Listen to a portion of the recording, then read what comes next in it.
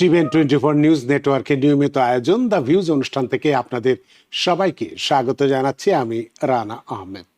সুপ্রিয় দর্শক, আপনারা এই মুহূর্তে যারা ঘরে টেলিভিশন সেটের সামনে বসে অনুষ্ঠানটি দেখছেন কিংবা আরেকটু পরে টেলিভিশন সেটের সামনে বসে আপনাদের এই প্রিয় অনুষ্ঠানটি উপভোগ করবেন, কিংবা এই মুহূর্তে যারা ফেসবুক লাইভে ঢুকেছেন অথবা আরেকটু পরে ফেসবুক লাইভে ঢুকবেন, কিংবা আরও পরে সময় সুযোগ মতো যারা ইউটিউবে অনুষ্ঠানটি দেখবেন, তাদেরকেও আগাম স্বাগত জানিয়ে রাখি। সুপ্রিয় দর্শক, আজকের এই পৃথিবীটা টেকনোলজির উপরে যেন বিস্তার লাভ করছে। এটা আরো কত দূর যাবে, ভবিষ্যতে কি হতে পারে, আজকের বিষয়টি এই বিষয়ের উপরে আমাদের আলোচনা। এআই, সাইবার যুদ্ধ এবং ইমিগ্রেশন, আমেরিকার ভবিষ্যৎ কার হাতে, এই বিষয়টি আজকে আমাদের আলোচনার মূল বিবেচ্য। এর বাইরে সুপ্রিয় দর্শক, এই বিষয়ের উপরে যদি আপনাদের কোনো প্রশ্ন থাকে, সেই প্রশ্নগুলো করবার জন্য আমাদের টেলিভিশন স্ক্রিনে যে টেলিফোন নম্বরটি ভেসে উঠেছে, তারপরেও আমি বলে দিচ্ছি 6463079828। এই নম্বরে ফোন করতে পারেন, কিংবা যাদের ফোন করতে খুবই অসুবিধা হয় তারা আমাদের ফেসবুকেও প্রশ্ন রাখতে পারেন। আমরা সবগুলো প্রশ্নের উত্তর দেওয়ার চেষ্টা করব। এবং ইত্যকার এই সমস্ত বিষয়ে আলোচনা করবার জন্য আমাদের স্টুডিওর সঙ্গে সংযুক্ত হয়েছেন আমাদের সকলের প্রিয়জন, প্রিয় মানুষ, প্রিয় মুখ, প্রিয় IT specialist Mahbub Siddique, founder এবং সিইও ক্যারিয়ার হ্যাক ইনকর্পোরেশন। জনাব মাহবুব সিদ্দিক, আপনাকে স্বাগত। ধন্যবাদ রানা ভাই। আপনাকেও অসংখ্য ধন্যবাদ যে আজকে আমাদের নিউ ইয়র্কে গতকাল থেকে যে হারে বরফ পড়েছে, মানুষের ঘর থেকে বের হওয়া খুব কঠিন, সেজন্যই আপনি বাসা থেকে আমাদের সাথে সংযুক্ত হয়েছেন। এবং খুব গুরুত্বপূর্ণ একটি বিষয় যে এআই, সাইবার যুদ্ধ বা সাইবার ওয়ার এবং ইমিগ্রেশন, আমেরিকার ভবিষ্যৎ কার হাতে, এই বিষয়টি এটি গুরুত্বপূর্ণ একটি বিষয়, এটি নিয়ে কথা বলবেন। তবে তার আগে, আপনাকে প্রশ্ন করার আগে এই বিষয়টির একটু গুরুত্ব নিয়ে আমি কিছু কথা দর্শকদের বলতে চাই। সুপ্রিয় দর্শক, আজকের পৃথিবীতে যুদ্ধ আর শুধু সীমান্তে হয় না, শক্তির লড়াই শুধু আর অস্ত্র দিয়ে জেতাও যায় না, বরং আজকের যুদ্ধ নীরব কিন্তু ভয়ঙ্কর। এই যুদ্ধ লড়া হচ্ছে কোড দিয়ে, ডেটায়, সার্ভারে আর মানুষের চিন্তার গভীরে, মানুষের মস্তিষ্ক দিয়ে। একদিকে আর্টিফিশিয়াল ইন্টেলিজেন্স, যে প্রযুক্তি মানুষের মতো ভাবতে শিখছে বটে, কিন্তু মানুষের মতো দায়িত্ব নিতে শেখেনি। যে প্রযুক্তি চাকরি তৈরি করছে ঠিকই, আবার সেই প্রযুক্তি মুহূর্তে লক্ষ লক্ষ মানুষের চাকরিও খেয়ে নিচ্ছে।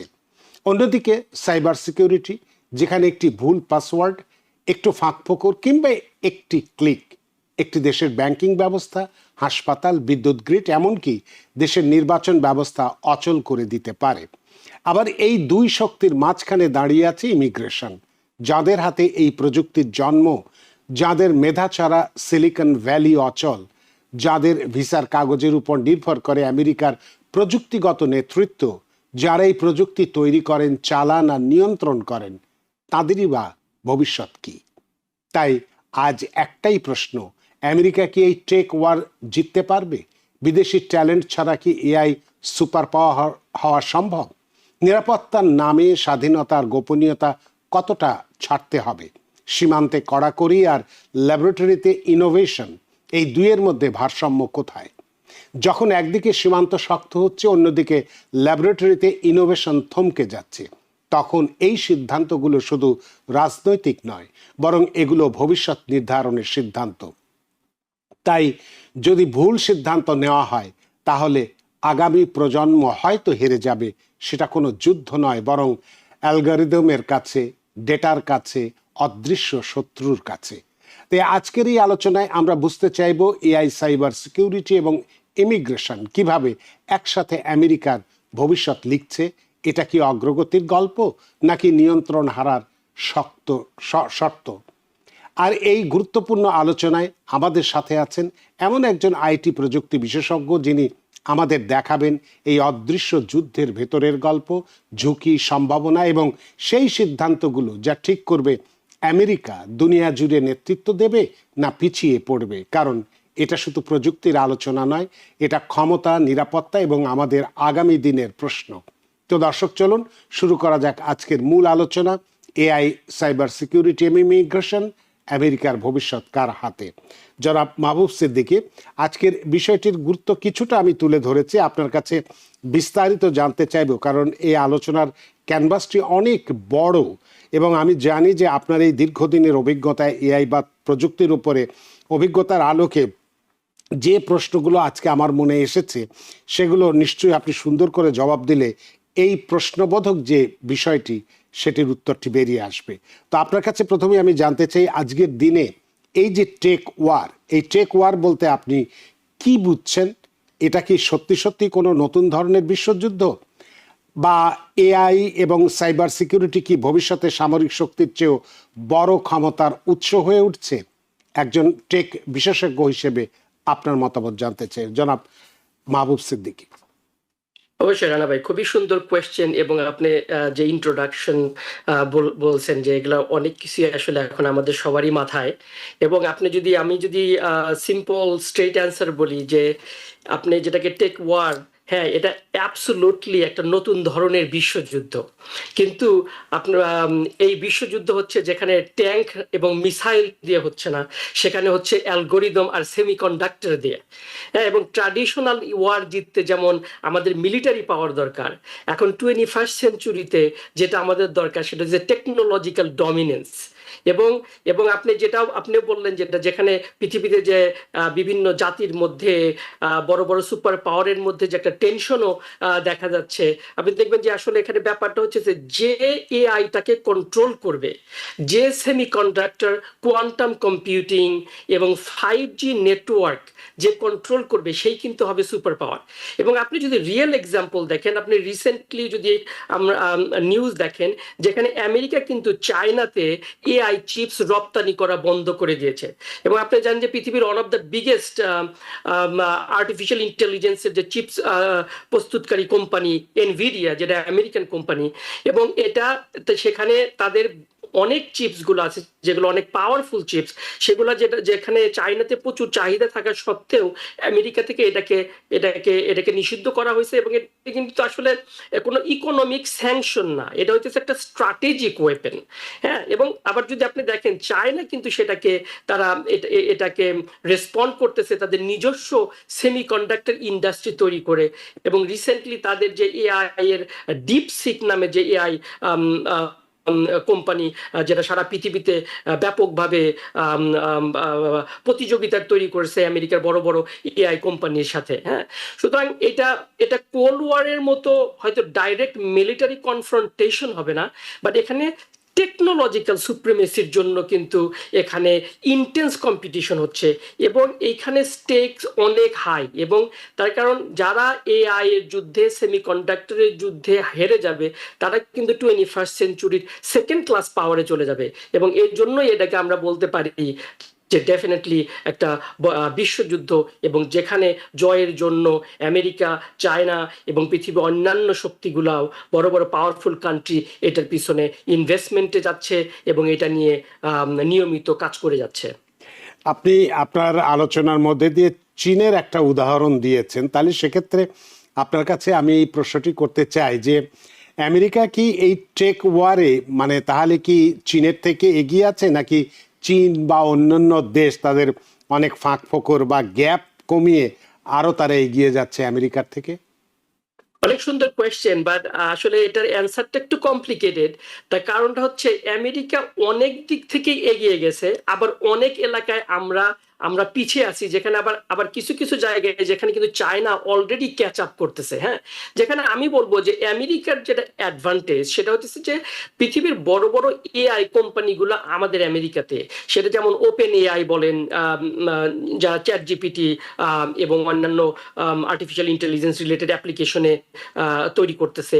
আপনি গুগলের কথা বলেন, গুগল রিসেন্টলি কোয়ান্টাম কম্পিউটিং থেকে শুরু করে বিভিন্ন কম্পিউটিং, মাইক্রোসফটের কথা বলেন। আবার আরেকটা আমাদের অ্যাডভান্টেজ এখানে সেটা হচ্ছে যে আমাদের টপ ইউনিভার্সিটি যেখানে রিসার্চ হচ্ছে, যেখানে আর্টিফিশিয়াল ইন্টেলিজেন্স নিয়ে লং টাইম কাজ করা হচ্ছে। আমরা যদি এমআইটির কথা বলি, স্ট্যামফোর্ডের কথা বলি, বার্কলের কথা বলি, রাইট? তো এইদিকে আবার আরেকটা দিক থেকে আমাদের আমেরিকাতে যে এটা এতদিন পর্যন্ত আমি বলবো যেখানে আমাদের অ্যাডভান্টেজ ছিল, সেটা হচ্ছে যে আমাদের ইমিগ্রেশন পলিসি, যেখানে আমরা পৃথিবীর বড় বড় দেশ থেকে আমরা স্মার্ট ট্যালেন্টেড লোকজনকে আমরা আমেরিকাতে ইউনিভার্সিটিতে আসছে এবং তারা এখানে কন্ট্রিবিউশন করতেছে। এখন এখানে চায়নার যে কিছু কিছু ক্ষেত্রে অ্যাডভান্টেজ, সেটা হচ্ছে চায়না কিন্তু রিসেন্টলি তাদের এআই রিসার্চে অনেক এগিয়ে গেছে, যেটা আমরা দেখছি যে তাদের যে এআই রিসার্চ রিলেটেড যে ধরনের পেপার পাবলিশিং হচ্ছে সেখানে তারা আমেরিকা থেকে এগিয়ে গেছে। তাদের চায়নার আরেকটা অনেক বড় বেনিফিট যেটা, তার কারণ হচ্ছে আমরা যদি আর্টিফিশিয়াল ইন্টেলিজেন্সের কথা বলি, আর্টিফিশিয়াল ইন্টেলিজেন্সের মেইন যেটা পাওয়ার সেটা হচ্ছে সে ডাটা অ্যানালাইসিস। এবং আমরা যদি দেখি চায়নার 1.4 বিলিয়ন পিপল এবং তাদের যে পরিমাণে ডাটা আছে, এবং যেহেতু সেখানে প্রাইভেসি বা পার্সোনাল প্রাইভেসি এবং বিভিন্ন ক্ষেত্রে হয়তো নিয়ম কানুনগুলো ওইভাবে আমেরিকার মতো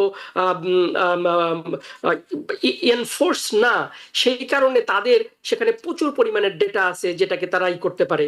আবার রিসেন্টলি আমরা যদি দেখি ডিপসিক, যেটা বললাম যে ডিপসিক যে ধরনের ডেটা অ্যানালাইসিস করতে পারবে, সেটা হয়তো বা আমেরিকার বিভিন্ন ডেটার ক্ষেত্রে সেটা নাও হতে পারে। হ্যাঁ, তো আসলে চায়না 10 বছর আগে আমেরিকার চেয়ে অনেক বাহাইন্ডে ছিল, বাট এখন তাদের এআই কম্পিটিশনে তারা অনেক এগিয়ে গেছে। 5G-তে তারা এখন অ্যাহেড। এমনকি আর্টিফিশিয়াল ইন্টেলিজেন্সের আরেকটা সবচেয়ে বড় যে সোর্সটা লাগে সেটা হচ্ছে আপনার এনার্জি। এবং চায়না কিন্তু রিসেন্টলি এনার্জিতে, স্পেশালি আপনার সোলার পাওয়ারে এবং অন্যান্য এনার্জি ক্ষেত্রে তারা আমাদের চেয়ে অনেক এগিয়ে গেছে, যার ফলে আসলে এটা বলতে গেলে এখন হাড্ডাহাড্ডি লড়াইয়ের পর্যায়ে আছে। যদিও আমাদের কিছু অ্যাডভান্টেজ আছে, বাট সেই ক্ষেত্রে অনেক ক্ষেত্রেই বিভিন্ন টেনশন এবং পলিটিক্যাল ক্ষেত্রে আপনি যদি বর্তমানে অ্যাডমিনিস্ট্রেশনেরও বিভিন্ন অ্যাকশন দেখেন, সেই ক্ষেত্রে যেটা বোঝা যাচ্ছে যে আসলে আমরা জানি যে চায়না আমাদের ভেরি ক্লোজ, যার ফলে আসলে বিভিন্ন ভাবে আমরা এইটাতে নিজেদেরকে আমেরিকাতে এটাকে আসলে ট্যাকল করার চেষ্টা করা হচ্ছে। আবার আমি মনে করি সেক্ষেত্রে বিভিন্ন ক্ষেত্রে আসলে মিসস্টেপও নেওয়া হয়েছে। যেমন আপনি ইমিগ্রেশনের কথা বললেন, সেখানে আমাদের টপ ট্যালেন্ট যদি আমাদের এখানে না থাকে সেটা আমাদের জন্য চ্যালেঞ্জ হবে। বাট আসলে সিচুয়েশনটা অনেকটা কমপ্লিকেটেড, আমরা এখনো জানি না এক্স্যাক্টলি কারা এগিয়ে, আমেরিকা না চায়না, বাট সেটা হয়তো আরো নেক্সট 2 থেকে 5 বছরের মধ্যে এটা আরো আমরা ক্লিয়ারলি দৃশ্যমান হবে। তো আপনি আপনার এই উত্তরের মধ্যে ইমিগ্রেশনের একটা রেফারেন্স দিয়েছেন, যদিও এই প্রশ্নটি আপনাকে আমি পরে করতে চেয়েছিলাম, কিন্তু যেহেতু আপনি রেফারেন্স দিয়েছেন তাই একটু প্রশ্নটি আমি করতে চাই যে এই যে ইমিগ্রেশন পলিসি, এটা কি এখন টেক ওয়ারের অংশ হয়ে গেছে বলে আপনি মনে করছেন? ইন এ ওয়ে আপনি যদি বলেন, আসলে আমাদের আমেরিকাতে আমি যেটা মনে করি যে আমাদের যেটা মিসস্টেপ, যেমন আপনি রিসেন্টলি দেখবেন আমরা ইমিগ্রেশন নিয়ে আমাদের দেশে যে ধরনের নিউজ আসতেছে, হ্যাঁ, এখন কথা হচ্ছে যে আসলে পৃথিবী থেকে আমরা আমাদের আমেরিকার যে আমাদের নামটা ছিল যে পৃথিবীর সব টপ ট্যালেন্ট, ইউনিভার্সিটির টপ স্টুডেন্ট, আপনার রিসার্চ যারা করতে চায়, যারা পৃথিবীতে বড় ধরনের গবেষণা করতে চায় বা যে ধরনের স্টেপ নিতে চায়, সেক্ষেত্রে আমেরিকা কিন্তু অলওয়েজ অ্যাট্রাকটিভ ছিল। এখন এই যে বিভিন্ন ধরনের নিউজগুলো বের হচ্ছে, এতে কিন্তু আসলে আমাদের অ্যাট্রাকশনটা কমে যাচ্ছে একদিকে। আবার সেকেন্ড জিনিস আপনি যদি দেখেন যে H1B নিয়ে যে ধরনের কথাবার্তা চলতেছে, H1B হচ্ছে যেখানে আমরা পৃথিবীর সব টপ ট্যালেন্ট গুলোকে নিয়ে আসি। এবং আমরা যদি কিছু নেম বলি, আপনি দেখেন আপনি গুগলের সুন্দর পিচাইয়ের কথা বলেন, আপনি জেনসেন হুয়াং এর কথা বলেন, এনভিডিয়ার প্রতিষ্ঠাতা, আপনি ইলন মাস্কের কথা বলেন, হ্যাঁ, যাদের কথা আমরা বলতেছি, যারা এই পৃথিবীর সবচেয়ে বড় বড় কোম্পানি চালাচ্ছে, হ্যাঁ, আজ থেকে 10-15 বছর আগে তারা কিন্তু এই দেশে তাদের বেশিরভাগই কিন্তু এখানকার ইমিগ্রেন্ট, এবং তারাই কিন্তু এই ধরনের কোম্পানিগুলো বিল্ড করছে যেখানে আমরা আজকে এআই নিয়ে কথা বলতে পারতেছি। এখন আমরা যদি এই ধরনের রিসোর্স গুলাকে আমরা যদি এদেরকে যদি ডিসকারেজ করি, সেক্ষেত্রে আগামী 5 বছর 10 বছরে কিন্তু আমরা আসলে এদিকে পিছিয়ে যাব। যার ফলে আসলে আমরা এআই যুদ্ধে আমরা যে ধরনের টেকনিকগুলো ব্যবহার করতেছি চায়না বা অন্যান্যদের সাথে, সেখানে আমাদের ইমিগ্রেশন পলিসিটা আমি মনে করি এটা আসলে আমাদের জন্য একটা ডিফ্যাক্টর হয়ে গেছে, এটা আসলে আমাদেরকে আরো পিছিয়ে দিবে। আবার এট দ্য সেম টাইম আপনি যদি পলিটিক্যাল সিচুয়েশনের কথা চিন্তা করে দেখেন, চায়নাতে আপনি জানেন লাস্ট 2-3 মাস আগে চায়না চাচ্ছে পৃথিবীর টপ ট্যালেন্টদেরকে তাদের ইউনিভার্সিটি নেওয়ার জন্য। এবং এখন যে নিউজটা আসতেছে, চায়না বিভিন্নভাবে বিভিন্ন ফ্যাসিলিটি এবং বেনিফিট দিচ্ছে রিসার্চারদেরকে, বেনিফিট দিচ্ছে ফরেন স্টুডেন্টদেরকে, চায়না তাদের ইউনিভার্সিটিগুলোকে ওপেন আপ করতেছে ফরেন টপ ট্যালেন্টের জন্য, যার ফলে আমরা যদি দেখি যে এইটা আসলে আমাদের আমাদের জন্য অনেকটাই ক্ষতিকারক। এবং আমি অবশ্য আশা করি যে এটা নিয়ে সম্ভবত আমাদের অ্যাডমিনিস্ট্রেশন বা আমাদের এখানে যারা বড় বড় কোম্পানি আছে তারা এটা নিয়ে ডেফিনেটলি কথাবার্তা বলতেছে। বাট অনেস্ট ইমিগ্রেশন নিয়ে আপনি যেটা বললেন যে এটা আসলে এই মুহূর্তে আমি মনে করি এটা আমাদের জন্য একটা রং স্টেপ। আপনার এই আলোচনার মধ্যে H1Bর একটা উদাহরণ দিয়েছিলেন। প্রশ্নের প্রেক্ষিতে বা আলোচনার প্রেক্ষিতে প্রশ্নটি আপনাকে করতে চাই যে এই যে H1B এবং হাই স্কিলড ইমিগ্রেশন কমালে, যেটা আপনি বললেন চায়না যেখানে অনেক বেশি উৎসাহিত করছে বিদেশিদের জন্য, সেখানে এই হাই স্কিলড ইমিগ্রেশন কমালে আমেরিকার যে টেক লিডারশিপ যেটা এতদিন ধরে চলে আসলো, আপনিও বললেন, সেটা কিভাবে ক্ষতিগ্রস্ত হবে বলে আপনার কাছে মনে হয়? মানে আমি সিম্পলি ভাবে যেটা দেখি, এবং এটা নিয়ে আসলে রানা ভাই আপনি জানবেন যে লাস্ট উইক বা লাস্ট 2 সপ্তাহে আপনার সুইজারল্যান্ডের ড্যাভোসে ওয়ার্ল্ড ইকোনমিক ফোরামের মিটিং হয়ে গেল, এবং সেখানে পৃথিবীর সব বড় বড় পলিটিক্যাল পাওয়াররা, সেখানে টেকনোলজির পাওয়াররা এবং ফাইন্যান্সিয়াল ওয়ার্ল্ডের যারা গুরু তারা কিন্তু সেখানে ছিল। এবং এটা নিয়ে আমি বেশ কিছু ডিসকাশন আমি শুনতেছিলাম, যেখানে এমনকি ব্ল্যাক রকের সিইও ল্যারি ফিঙ্ক সে একটা ব্যাপার নিয়ে কথা বলতেছিল যে আসলে যে সে যখন জেনসেন হুয়াং এবং ইলন মাস্কের ইন্টারভিউ নিচ্ছিল তখন সে যেটা কথা বলছে যে সেটা হচ্ছে যে এই ধরনের রিসোর্স এরা কিন্তু আমাদের এখানের ইমিগ্রেন্ট, এবং এদের যে কোম্পানি আপনি দেখেন এনভিডিয়া লাস্ট 10 বছর আগেও কিন্তু আসলে আমরা অনেকেই এনভিডিয়া সম্বন্ধে জানতাম না। 10-15 বছর আগে এনভিডিয়া অনলি গেমিং প্রসেসর তৈরি করতো। এখানে আমরা যদি আরো অন্যান্য কোম্পানির কথা বলি, যারা যেমন আমরা যদি ওপেন এআই এর কথা বলি, ওপেন এআই 10 বছর আগে আসলে এক্সিস্টই করে নাই।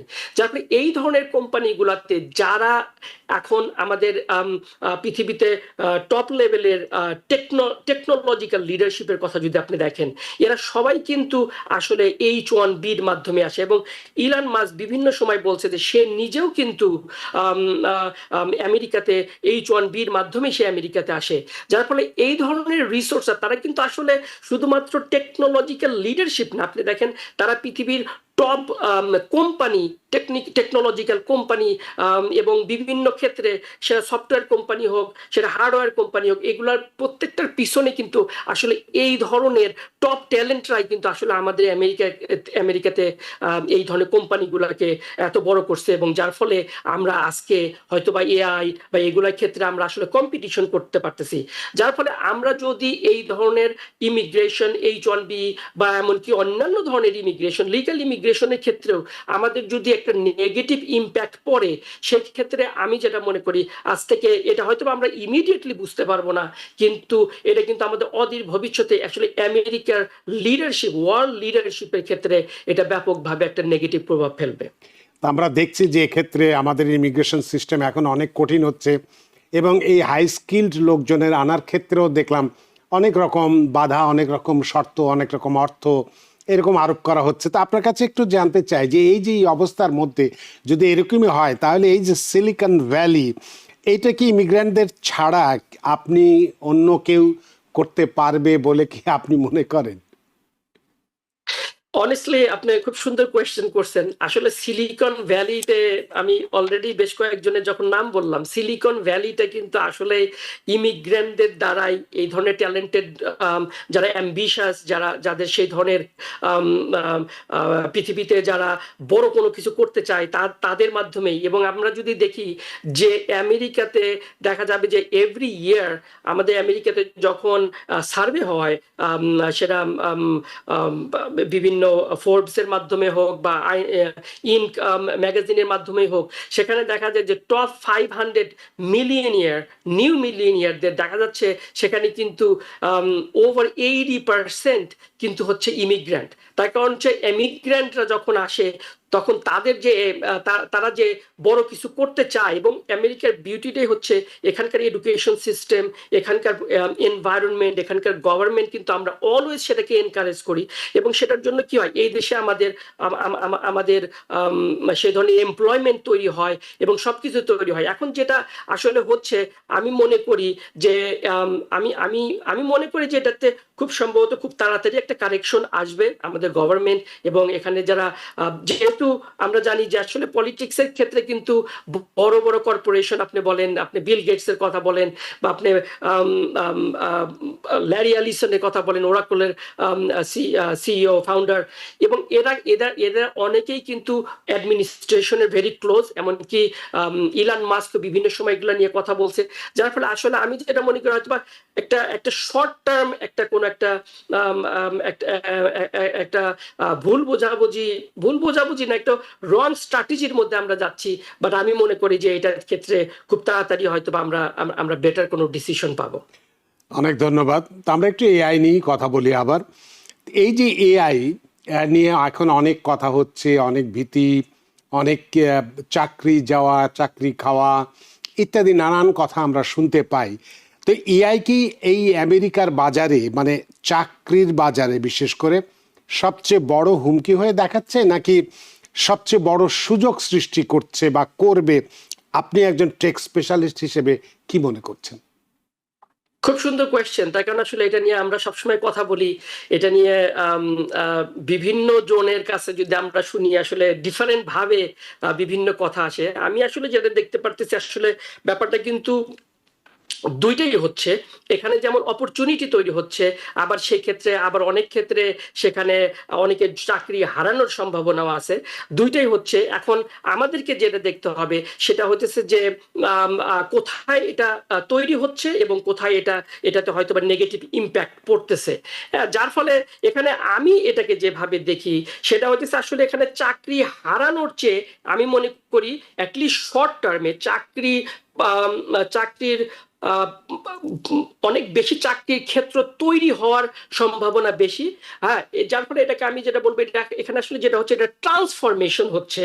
হ্যাঁ, এখন আমরা যদি এই থ্রেডটাকে এইভাবে দেখি যে এখানে আসলে আমি এটাকে 3 ভাগে ভাগ করি। সেটা হচ্ছে যে সেক্ষেত্রে অনেক ক্ষেত্রে যেখানে চাকরি হারানোর যে ব্যাপারটা, যেটা অলরেডি একটা থ্রেড তৈরি হয়েছে, সেখানে যেমন আমরা যদি বলি যে ডেটা এন্ট্রির কথা বলি, হ্যাঁ, এআই এখানে অনেক তাড়াতাড়ি সে কাজটা করতে পারতেছে অটোমেশনের ক্ষেত্রে।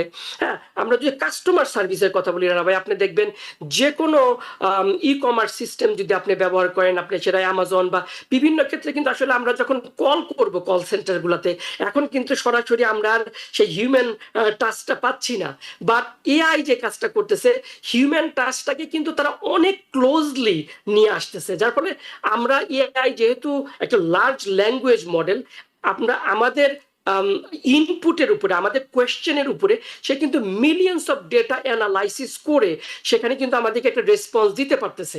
যার ফলে যেমন কাস্টমার সার্ভিসের কথা বলি, সেই ক্ষেত্রে আমাদের ব্যাপকভাবে এআই প্রচলিত হচ্ছে। সুতরাং সেটা একটা টাফ প্লেস।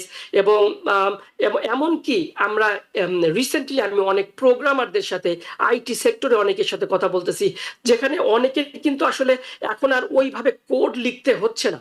আগে যেমন একজন ডেভেলপারকে থাউজেন্ডস অফ লাইক কোড লিখতে হতো, এখন ডেভেলপাররা কি করতেছে, তারা এআই প্রম্পটের মাধ্যমে কিন্তু কোডটা লিখতেছে, বাট তারা যেটা করতেছে অ্যানালাইসিস করতেছে, যার ফলে কাজের স্পিডটা অনেকটা বেড়ে যাচ্ছে। এখন সেই ক্ষেত্রে হয়তো ট্রাবল হতে পারে, বাট আমরা যদি অপরচুনিটি দেখেন না ভাই, এখানে প্রচুর এআই ইঞ্জিনিয়ার আমাদের লাগতেছে। আমরা যদি সাইবার সিকিউরিটির কথা বলি, এখন আমরা যেহেতু সাইবার ওয়ার নিয়ে কথা শুরু করেছি, সেক্ষেত্রে আপনি যদি সাইবার সিকিউরিটির কথা বলেন, এটা কিন্তু এখন অনেক বড় একটা ব্যাপার। এবং যখন আর্টিফিশিয়াল ইন্টেলিজেন্স, এআই এর মতো পাওয়ারফুল এজেন্ট আমাদের কাছে আসতেছে, সেখানে কিন্তু সাইবার সিকিউরিটির প্রবলেম আরো দ্বিগুণ থেকে 100 গুণ বেড়ে যাচ্ছে। যার ফলে সেখানে আমরা সাইবার সিকিউরিটির ক্ষেত্রে সেখানে আমাদের এক্সপার্টিস তৈরি হচ্ছে। ডেটা সায়েন্টিস্টরা কিন্তু এআই টুল ব্যবহার করে সেখানে তারা অনেক ভালো করতে পারবে। সুতরাং এইখানে আমাদের কিন্তু অপরচুনিটি তৈরি হচ্ছে। হ্যাঁ, যার ফলে এখানে যেমন অপরচুনিটি, অনেক ক্ষেত্রে আমাদের অপরচুনিটি কমে যাচ্ছে, আমি বলবো না কমে যাচ্ছে, সেক্ষেত্রে আসলে যেটা হচ্ছে, এটা আসলে ট্রান্সফর্ম হচ্ছে। এখানে আমাদের নতুন ধরনের অপরচুনিটি তৈরি হচ্ছে এআই ক্ষেত্রে। আপনি আপনার আলোচনায় সাইবার অ্যাটাকের কথা বলেছেন বা সাইবার সিকিউরিটির কথা বলেছেন। এই বিষয়ে আপনার কাছে একটি প্রশ্ন থাকবে যে সাইবার অ্যাটাক কি এখন জাতীয় নিরাপত্তার জন্য সবচেয়ে বড় ঝুঁকি কিনা, এই বিষয়টি আপনার মতামত জানতে চাইব। তবে এই প্রশ্নটির উত্তর নেব একটি বিরতির পরে। বিরতিতে যেতে চাই, বিরতির পরে এসে আমরা এই সাইবার সিকিউরিটি বা আরও অন্যান্য নানান বিষয় নিয়ে কথা বলতে চাই। সুপ্রিয় দর্শক, আজকের আলোচনাটি অত্যন্ত গুরুত্বপূর্ণ আমাদের, অন্তত আমাদের আমেরিকার জন্য প্রযুক্তিগত দিক থেকে। সুতরাং এই বিষয়টি নিয়ে আমরা আরও বিস্তারিত কথা বলবো একটি বিরতির পরে। নিচ্ছে একটি ছোট্ট বিরতি, সে পর্যন্ত আমাদের সাথেই থাকুন। সুপ্রিয় দর্শক, বিরতির পর ফিরে এলাম আপনাদের প্রিয় অনুষ্ঠান দ্য ভিউজে। আজকের অনুষ্ঠানের অতিথি জনাব মাহবুব সিদ্দিক, ফাউন্ডার এবং সিইও ক্যারিয়ার হ্যাক ইনকর্পোরেশন, এবং আপনাদের সাথে রয়েছে আমি রানা আহমেদ। জনাব মাহবুব সিদ্দিক, বিরতির আগে আপনি আলোচনার একটি পর্যায়ে সাইবার সিকিউরিটির কথা বলেছিলেন। সেক্ষেত্রে আপনাকে একটি প্রশ্ন রেখেছিলেন, প্রশ্নটি আবার আমি বলতে চাই যে এবার সাইবার সিকিউরিটির কথা বললেন, এক্ষেত্রে সাইবার অ্যাটাক কি এখন জাতীয় নিরাপত্তার জন্য সবচেয়ে বড় ঝুঁকি হয়ে দেখা দিয়েছে? আপনার কাছে কি মনে হয়? অবশ্যই রানা ভাই, এবং এটা ইন্টারেস্টিং যে হয়তো আমরা অনেকেই এটা রিয়ালাইজ করি না যে এটা আসলে কতটুকু সিরিয়াস। তার কারণ কি, ট্র্যাডিশনাল থ্রেট যদি বলেন, টেরোরিজম বলেন, মিলিটারি ইনভেশন বলেন, এটাকে আমরা দেখতে পারি, রাইট? বাট সাইবার থ্রেট যেটা, এটা কিন্তু সবার জন্য ইনভিজিবল। এবং এখানে আরেকটা ব্যাপার যেটা হচ্ছে, আমরা হয়তো বা এটার স্কেলটা হয়তো বা ওইভাবে আমরা বুঝতে পারি না। তার কারণ আপনি দেখেন যে এখন যদি আমরা দেখি পৃথিবীতে সাইবার অ্যাটাকের মাধ্যমে কিন্তু ইলেকট্রিক্যাল পাওয়ার গ্রিড শাটডাউন করে দেওয়া যাচ্ছে। এবং আপনি যদি ইউক্রেনের দিকে দেখেন, সেখানে কি হচ্ছে, সেখানে কিন্তু প্রচুর যুদ্ধের অনেক কিছুই কিন্তু যেটা হচ্ছে ড্রোন অ্যাটাকের মাধ্যমে হচ্ছে। যার ফলে সাইবার অ্যাটাকটা ডেফিনেটলি এটা সবচেয়ে বড় হুমকি। এবং এটার মাধ্যমে, এটা শুধু না যে সাইবার অ্যাটাকের মাধ্যমে অনলাইনে বা শুধু ডেটা ব্রিচ হচ্ছে, যেটা অবশ্যই হচ্ছে বিভিন্নভাবে, but at the same time এখন কিন্তু সবকিছুই অনলাইনে থাকতেছে। এবং যেহেতু যখন আর্টিফিশিয়াল ইন্টেলিজেন্স এটাতে আসতেছে, এটার পাওয়ার কিন্তু অনেক বেশি বেড়ে যাচ্ছে। যার ফলে যেমন আপনি দেখবেন যে বিভিন্ন বিভিন্ন কান্ট্রিতে, গতকাল আমি যখন বিবিসিতে দেখতেছিলাম যে ইউরোপে তারা রিনিউয়েবল এনার্জির জন্য বিশাল একটা গ্রিড তৈরি করতেছে সমুদ্রের ভিতরে, অফশোরে। এবং সেখানে তারা যেটাকে নিয়ে সবচেয়ে বেশি চিন্তিত, সেটা হচ্ছে সাইবার অ্যাটাক। সাইবার অ্যাটাকের মাধ্যমে সেই ইলেকট্রিক গ্রিড বা সেই এনার্জি সোর্স করে হয়তো বা তারা মনে করতেছে যে সেখানে বিদেশি শক্তি থেকে, যেমন সেটা হতে পারে রাশিয়া, সেটা হতে পারে চায়না, তারা হয়তো বা এনার্জিতে কোনো একটা দেশকে দুর্বল করার জন্য সেখানে সাইবার অ্যাটাক হতে পারে। সুতরাং এটার অনেক বড় একটা থ্রেট, ন্যাশনাল সিকিউরিটি থ্রেট অবশ্যই। এবং সেক্ষেত্রে হ্যাঁ, আমাদের ইন্ডিভিজুয়ালদের জন্য এটা অনেক বড় থ্রেট, যেভাবে এই পৃথিবীতে সবকিছুই ইন্টারকানেক্টেড হচ্ছে, সবকিছুই নেটওয়ার্কে থাকতেছে। এবং এটার জন্যই আসলে পৃথিবীর বড় বড় দেশ, এমনকি আমেরিকা বলেন, ইউরোপ বলেন, প্রত্যেকটা জায়গায় কিন্তু এটা নিয়ে প্রচুর রিসার্চ হচ্ছে, এটা নিয়ে অনেক কোম্পানি কাজ করতেছে এটা নিয়ে। আপনি এই সাইবার অ্যাটাকের বিষয়ে জাতীয় নিরাপত্তার দিকটি আমরা আপনাকে প্রশ্ন করেছিলাম এবং আপনি সেইভাবেই জবাব দেন। এবার যদি নাগরিকের ব্যক্তিগত তথ্যের কথা যদি বলি এই সাইবার অ্যাটাক সম্পর্কে, এ কারণে সাধারণ আমেরিকান নাগরিকের যদি ব্যক্তিগত তথ্য কি এখন আর নিরাপদ আছে বলে মনে করেন এই সাইবার অ্যাটাকের কারণে? ভাই, অ্যান্সার হয়তো এটা আসলে খুব অ্যান্সারটা খুব সুন্দর অ্যান্সার না, বাট এখন আমি এটা আপনাকে বলতে পারি যে অনেস্ট অ্যান্সার হচ্ছে যে কোনো নাগরিকের ব্যক্তিগত তথ্যই এখন আর নিরাপদ না।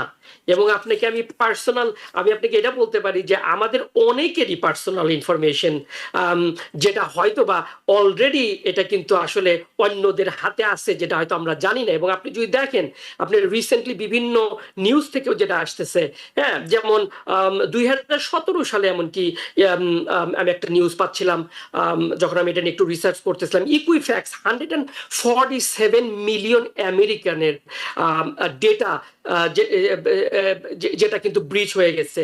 তাদের আমাদের সোশ্যাল সিকিউরিটি নাম্বার, আমাদের ক্রেডিট কার্ড নাম্বার, আমাদের মেডিকেল রেকর্ড, আমাদের ইমেল পাসওয়ার্ড। এবং এই কারণে দেখবেন যে বিভিন্ন ইয়েতে কিন্তু বিভিন্ন আমরা যে ধরনের অনলাইন সিস্টেমগুলো ব্যবহার করি, তারা কিন্তু সরাসরি সবসময় কিন্তু বিভিন্ন সময় পাসওয়ার্ড চেঞ্জ করার কথা বলে, বিকজ তারা অলরেডি জানে যে আমাদের ডেটাটা কিন্তু ব্রিচ হয়ে গেছে। যার ফলে এমনকি রিসেন্টলি আমি শুনতেছিলাম যে এমনকি ম্যারিয়েটে 500 মিলিয়ন গেস্টের যারা বিভিন্ন সময় হোটেল রিজার্ভেশন করছে তাদের ইনফরমেশন সেখানে পাস হয়ে গেছে। হ্যাঁ, যার ফলে আমি আপনি যেটা বললেন, আসলে পার্সোনাল ইনফরমেশন আইডেন্টিটি থ্যাফট কিন্তু এখন অনেকটাই কমন, অনেক ক্ষেত্রে হয়তো আমরা জানি না এখন। হ্যাঁ, সেই ক্ষেত্রে বিভিন্ন ধরনের প্রিকশন আমরা ব্যবহার করতে পারি। সেটা শুধু আসলে পার্সোনাল লেভেলে যদি আমরা প্রিকশনের কথা বলি, সেক্ষেত্রে আমি ডেফিনেটলি বলবো সিম্পল জিনিস, যেমন আমরা যখন বিভিন্ন ফাইন্যান্সিয়াল কোম্পানিতে আমাদের অনলাইন অ্যাকাউন্ট যখন থাকে, সেই অ্যাকাউন্টগুলোর পাসওয়ার্ডগুলোকে যত আমরা আরো স্ট্রং করি, ইউনিক পাসওয়ার্ড ব্যবহার করি। আমরা এখন আপনি দেখবেন যে বেশিরভাগ জায়গায় টু ফ্যাক্টর অথেন্টিকেশন চালু হচ্ছে, যেখানে হয়তো বা আপনি পাসওয়ার্ড দেওয়ার পরে আপনার কাছে একটা টেক্সট আসবে আপনার ফোন নাম্বারে। যার ফলে আমি মনে করি যে এবং দর্শকদেরকেও যেটা বলবো এবং সবাইকে আমি যখন বলি যে সবাইকে অবশ্যই মাল্টিপল সিকিউরিটি ব্যবহার করা উচিত। শুধু user name password definitely safe না। আপনি যখন মাল্টি ফ্যাক্টর অথেন্টিকেশন ব্যবহার করবেন সেটা বেটার হবে। আবার সেই সাথে আপনার বিভিন্ন ধরনের ক্রেডিট কার্ড কোম্পানির সাথেও তাদেরকে দেখতে হবে যাতে কোম্পানি থেকে তারা যাতে সেই ধরনের সেফটি মেজার থাকে, যেখানে তারা ডেফিনেটলি এটাকে প্রোটেক্ট করে। But at the same time যদি কোনো ক্ষেত্রে আমাদের ক্রেডিট কার্ড ইনফরমেশন বা আমাদের পার্সোনাল ইনফরমেশনটা লিক হয়ে যায় বা অন্য কারোর কাছে চলে যায়, তাহলে যাতে কোনো প্রকার ফাইন্যান্সিয়াল প্রবলেম হলে যাতে কোম্পানি থেকে সে ধরনের ব্যাকআপ দেওয়ার ব্যবস্থা থাকে। যার ফলে আসলে এটা আসলে মাল্টি লেভেলের। আমি মনে করি পার্সোনালি আমাদের যেরকম এ ব্যাপারে সাবধান হওয়া উচিত, যে ধরনের সিকিউরিটি মেজার আমাদের নেওয়া উচিত, সেই ক্ষেত্রে কোম্পানিগুলাও ডেফিনেটলি এটাতে তারা ব্যাপকভাবে কাজ করছে। এবং আপনি দেখবেন যে আমিও যেটা জানি, আমরা ক্যারিয়ার হ্যাকে বিভিন্ন ধরনের যেহেতু জব রিলেটেড ট্রেনিং করাই, আমরা জানি জব মার্কেটে সাইবার সিকিউরিটি এক্সপার্টদের ডিমান্ড অনেক। সুতরাং বিভিন্ন কোম্পানি থেকে এই ধরনের ইন্ডিভিজুয়ালকে, এক্সপার্ট ইন্ডিভিজুয়ালকে হায়ার করা হচ্ছে তাদের সেফটি রাখার জন্য। এমনকি গভর্নমেন্ট লেভেলেও কিন্তু আমেরিকাতে বিভিন্ন সাইবার সিকিউরিটিকে অত্যন্ত সিরিয়াস ভাবে নেওয়া হয় এবং সেটা ক্ষেত্রেও তারা করতেছে। বাট কোম্পানি বা গভর্নমেন্টের উপরে শুধু ভরসা না করে আমাদের যে সকল ফাইন্যান্সিয়াল অনলাইন বেসড যে ইনফরমেশনগুলো আমরা রাখি, এমনকি আমাদের সোশ্যাল মিডিয়া অ্যাকাউন্ট, আমাদের ফাইন্যান্সিয়াল অ্যাকাউন্ট, আমাদের হেলথ কেয়ার অ্যাকাউন্ট, আমাদের মেক শিওর করতে হবে সেখানে যাতে মাল্টিপল সিকিউরিটি মেজারমেন্ট আমরা রাখি আমাদের ইনফরমেশনগুলোকে প্রোটেক্ট রাখার জন্য। অনেক ধন্যবাদ। তো এই ক্ষেত্রে আমাদের আলোচনার এই প্রেক্ষিতে আমাদের বেশ কিছু দর্শক, বিশেষ করে একজন দর্শক খুব চমৎকার একটি মূল্যায়ন সূচক প্রশ্ন করেছেন। ইসলাম আহমেদ বোধহয় হবেন, আটলান্টিক সিটি নিউ জার্সি থেকে। তিনি বলছেন যে কৃত্রিম বুদ্ধিমত্তা মানুষের বিশ্বাস নষ্ট করে দিচ্ছে, আসলেই কি? আসলে ব্যাপারটা হচ্ছে যে এটা আমি আমি আমি একজনের কথা অনেক সময় বলে থাকি রানা ভাই। উনি হিজ এ হিস্টোরিয়ান এবং সে এটা নিয়ে প্রচুর গবেষণা এবং ফিউচার নিয়ে কথা বলে। ইউভাল নোয়া হারারি, যার একটা বই আমি সবাইকে রেকমেন্ড করি, 21 লেসন অফ 21st সেঞ্চুরি। তো আসলে কৃত্রিম বুদ্ধিমত্তা আমাদের বিশ্বাস নষ্ট করছে কিনা, ইউভাল নোয়া হারারির মতে এখনকার পৃথিবীর সবচেয়ে বড় চ্যালেঞ্জ যেটা হয়ে যাচ্ছে সেটা হচ্ছে আমরা হিউম্যান বিইং, আমরা ম্যানকাইন্ড, আসলে আমরা একজন আরেকজনকে বিশ্বাস করতে পারতেছি না। আমরা যদি এইটা শুধু পার্সোনাল লেভেলে আমি বলবো না, আমরা যদি এটা ন্যাশনাল লেভেলে নিয়ে যাই, আপনি দেখবেন যে পৃথিবীতে এখন যে ধরনের ইনস্ট্যাবিলিটি তৈরি হয়েছে, সেটা আমেরিকা হোক, আমেরিকার সাথে চায়না হোক, সেখানে আপনি দেখবেন যে রিসেন্টলি আমরা নেটো যাদের সাথে আমাদের ফ্রেন্ডশিপ, তাদের সাথে যে ধরনের যে ইনস্ট্যাবিলিটি, এই যে ইউভাল নোয়া হারারি যেটা বলতেছে, যেটাকে আমি অত্যন্ত সিরিয়াসলি নেই। আসলে মেইন চ্যালেঞ্জটা যেটা হয়ে যাচ্ছে সেটা হচ্ছে যে আমাদের হিউম্যান বিংদের মধ্যে, আমাদের ম্যানকাইন্ডের বিভিন্ন ন্যাশনের ভিতরে আমরা আসলে আমরা ন্যাশনালিটি ভাগ করে ফেলতেছি, আমরা একজন আরেকজনকে শত্রু মনে করতেছি। এখন এখানে যেটা চ্যালেঞ্জ আসতেছে রানা ভাই, সেটা হচ্ছে আমরা যখন আর্টিফিশিয়াল ইন্টেলিজেন্সের কথা বলতেছি, আমাদের আমেরিকান কোম্পানি যখন এআই বিল করতেছে, যে এআই এজেন্ট বিল করতেছে, সেম টাইমে যখন চাইনিজ কোম্পানি তারা যখন এআই এজেন্ট তৈরি করতেছে, এখন এখানে কিন্তু চ্যালেঞ্জটা রানা ভাই শুধুমাত্র এখানে আমরা আর্টিফিশিয়াল ইন্টেলিজেন্সকে বিশ্বাস করতেছি কিনা এটার উপরে নির্ভর করতেছে না, এটা কিন্তু আরো অনেক বেশি ডিপার।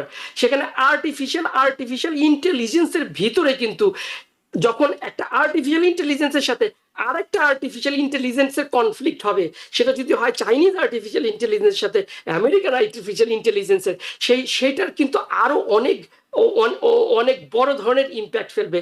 এবং এখানে আসলে যে ঘটনাটা ঘটতেছে সেটা হচ্ছে, এবং আপনি দেখবেন যে আসলে উনার অবজারভেশন, আমি আমি আমি বলবো না উনি ডেফিনেটলি, আমি বলবো যে উনার অবজারভেশন অর্ধেক ডেফিনেটলি সত্য, বাট আর এক অর্ধেক যদি আপনি দেখেন না ভাই, এখন মনে করেন যে আপনি একটা ডিসিশন নিতে চাচ্ছেন, আপনি তখন আপনি কি করতেছেন? হ্যাঁ, আপনি কিন্তু আর্টিফিশিয়াল ইন্টেলিজেন্সকে যা জিজ্ঞেস করতেছেন যে চ্যাট জিপিটি আজকে কালকের ওয়েদার কেমন হইতে পারে, বা আমি লং আইল্যান্ড সিটি থেকে আমি জ্যামাইকা যাব, আমি কোন রুটটা নেব, আমরা কিন্তু আর্টিফিশিয়াল ইন্টেলিজেন্সকে জিজ্ঞেস করতেছি। এবং যেটা হচ্ছে, আর্টিফিশিয়াল ইন্টেলিজেন্সের যেহেতু তারা ডেটা অ্যানালাইসিসে ভালো, যেহেতু তারা প্রচুর রিয়েল টাইম ডেটা নিয়ে কাজ করতে পারতেছে, এখন এখানে কিন্তু আসলে চ্যালেঞ্জটা না ভাই কোথাও হয়ে যাচ্ছে যে আমরা কিন্তু আর্টিফিশিয়াল ইন্টেলিজেন্সের উপরে নির্ভরশীল হয়ে যাচ্ছি। আমরা কিন্তু আসলে আর্টিফিশিয়াল ইন্টেলিজেন্সকে আরো বেশি ট্রাস্ট করতেছি। হ্যাঁ, আমরা যতক্ষণ আমেরিকা আর্টিফিশিয়াল ইন্টেলিজেন্সকে বেশি ট্রাস্ট করতেছে অন্যান্য নেশনদের উপর থেকে, যার ফলে আসলে এটা একটা মিক্স, আমি জানি না আমার অ্যানালাইসিসটা উনি কিভাবে দেখবেন, বাট এটা আসলে একটা মিক্স সিচুয়েশন তৈরি হচ্ছে। এখানে আসলে ট্রাস্ট ভেরি ইম্পর্টেন্ট। এবং আমি যখন অনেক বড় বড় যাদের কথা যখন শুনতেছি, যারা এটা নিয়ে অ্যানালাইসিস করে, তাদের যেটা কথা, আমাদের মেইন প্রবলেমটা, আমাদের সবচেয়ে ডেঞ্জার যেখানে আসতেছে সেখানে হচ্ছে যে হিউম্যান বিংদের মধ্যে, ম্যানকাইন্ডের মধ্যে, নেশনের ভিতরে আপনি দেখেন আজকে পৃথিবীর কত দেশের মধ্যে, আপনি এখানে রাশিয়া ইউক্রেনের যুদ্ধের কথা বলেন, এখানে আমরা এখন, আপনি যদি আমেরিকার কথা বলেন, আমরা এখন কিছু হলেই কিন্তু আমরা অন্য দেশকে থ্রেট দিচ্ছি যে আমি তোমাদের তারিফ বাড়ায় দিব। হ্যাঁ, এই যে একটা ইনস্টেবিলিটি, এই যে একটা আমাদের মধ্যে যে একটা যুদ্ধ, এবং এইটা আসলে মোস্ট ক্ষতিকর হচ্ছে। এবং সেখানে এআই আসলে কোন পক্ষে যাবে, কোন পক্ষের এআই পাওয়ারফুল হবে, সেটার উপরেই কিন্তু আপনি যদি আমাদের আজকের আলোচনার কথা বলি, আর্টিফিশিয়াল ইন্টেলিজেন্স বলেন, সাইবার ওয়ারের কথা বলেন, ইমিগ্রেশনের কথা বলেন, আসলে সবগুলাই কিন্তু এটার উপরেই নির্ভর করতেছে। এবং এটার মাধ্যমেই আসলে ভবিষ্যতে এটার একটা ডিসিশন আসবে যে কে রাইট, অথবা কাকে আমরা ট্রাস্ট করতে পারি, কাকে ট্রাস্ট করতে পারি না। তাহলে এ প্রেক্ষিতে সোহেলি হাসান তিনি একটি প্রশ্ন করেছেন যে কোনটা সত্যি কোনটা মিথ্যে কিচ্ছু বোঝা যায় না, আসলেই তো তাই। এই ব্যাপারে তাহলে কি বলবেন আপনি? অবশ্যই। এবং তবে হ্যাঁ, এটা আমাদেরকে, আমি বলবো যে আমাদেরকে এটা নিয়ে আসলে পেসিমিস্টিক হওয়ার দরকার নাই, এটা নিয়ে আমাদেরকে হতাশ হওয়ার কিছু নাই। তার কারণ হচ্ছে, ফার্স্ট কথা হচ্ছে যে আপনি যদি দেখেন পৃথিবীতে যখনই বড় বড় শিফট আসছে, সেটা সোশ্যাল মিডিয়ার আমলে হোক, সেটা ইন্টারনেটের যুগে হোক, এখন আমাদের সামনে যেটা আসছে সেটা আরেকটা অপরচুনিটি, যেখানে আমরা আর্টিফিশিয়াল ইন্টেলিজেন্স নতুন একটা টেকনোলজি নিয়ে আসতেছি, যেখানে পৃথিবীতে নতুন একটা সেখানে পাওয়ার চেঞ্জ হোক বা যেটাই হোক, নতুন একটা ফোর্স আসতেছে। এবং আমি মনে করি এটাতে আমাদেরকে যেটা করা উচিত, আর্টিফিশিয়াল ইন্টেলিজেন্সকে ভয় করা বা ঘৃণা করা বা এটা থেকে দূরে না থেকে এটাকে আমাদেরকে এক্সপার্টিজ হতে হবে। এবং একজন খুব ভালো কথা বলছিল যে আর্টিফিশিয়াল ইন্টেলিজেন্স আমাদের জব কেড়ে নিবে না, বাট আমরা যদি আর্টিফিশিয়াল ইন্টেলিজেন্সে নিজেকে এক্সপার্ট না করি, তাহলে আমাদের জবটা চলে যেতে পারে। আমাদেরকে এইটার জন্য কাজ করা উচিত। এটাকে আসলে আমরা এখনো 100% ক্লিয়ার না এই আর্টিফিশিয়াল ইন্টেলিজেন্স কোন লেভেলে যাবে, বাট এটা ডেফিনেটলি একটা অপরচুনিটি। এটা আমার ইনস্টিটিউশনে আমরা দেখি, আমি আমার সবাইকে বলি এআই নিয়ে নিজের নলেজ বাড়ানো, সাইবার সিকিউরিটি নিয়ে কাজ করা, এবং বর্তমান সমাজে আমি মনে করি যে সবারই এটা নিয়ে কাজ করা উচিত। এটাতে আমাদের নলেজ যখন আমরা গেইন করব, তখনই কিন্তু এটাকে আমরা জয় করতে পারবো। আর আমরা যদি এটাতে নলেজ, তখনই এটা আমাদের ভয় থেকে সম্পদে পরিণত হবে। বিষয়টি এরকম, আমাদের হাতে সময় নেই, সময়ের দড়িতে বাধা, সময় সীমানো টপকানো কঠিন, তাই অনুষ্ঠানে শেষ করতে হচ্ছে। যদিও আজকের এই আলোচনার একটা বড় ক্যানভাস ছিল, সেখানে আমি আপনাকে হয়তো আরও মানে টেক, ট্যালেন্ট, পলিটিক্স যেটা আছে, কিংবা পলিসি অ্যান্ড পাওয়ার এবং ফিউচার অ্যান্ড সোসাইটি, এই নানান বিষয়গুলো নিয়ে আপনাকে আমি প্রশ্ন করতে চেয়েছিলাম, কিন্তু সময় যেহেতু পাচ্ছি না সেহেতু আর আজকে হয়তো অন্যদিন, আজকে না করলে অন্যদিন হয়তো করতে পারবো। তো জনাব মাহবুব সিদ্দিক, আপনার এই চমৎকার আলোচনার মধ্যে দিয়ে এআই বা সাইবার যুদ্ধ, ইমিগ্রেশন, আমেরিকার ভবিষ্যৎ কার হাতে থাকবে, কিছুটা হলেও আমরা আলোচনায় ঋদ্ধ হয়েছি, প্রাণিত হয়েছি। ধন্যবাদ রানা ভাই। আপনাকে আবারও ধন্যবাদ। সুপ্রিয় দর্শক, এতক্ষণ আমরা এআই, সাইবার যুদ্ধ এবং ইমিগ্রেশন, আমেরিকার ভবিষ্যৎ কার হাতে, এই বিষয়টি নিয়ে কিছুটা খণ্ডিত আলোচনা আমরা করেছি। আরও বড় পার্সপেক্টিভে আলোচনা করতে গেলে অনেক বেশি সময়ের দরকার, হয়তো সেটুকুন আমরা পাইনি, কিন্তু কিছুটা আপনাদেরকে আলোকপাত করতে পেরেছে। আশা করি আজকের অনুষ্ঠান আপনাদের যথেষ্ট ভালো লেগেছে। সুপ্রিয় দর্শক, যে যেখানেই থাকুন, ভালো থাকুন, সুস্থ থাকুন, নিরাপদে থাকুন টিভিএন 24 নিউজ নেটওয়ার্কের সাথেই। শুভরাত্রি। টিভিএন 24 টেলিভিশন দেখতে আজই কল করুন 7187776556। লগ ইন করুন www.totalcablebd.com। নিউ ইয়র্ক থেকে সম্প্রচারিত টিভিএন 24 টেলিভিশন বিশ্বজুড়ে বাঙালির কণ্ঠস্বর।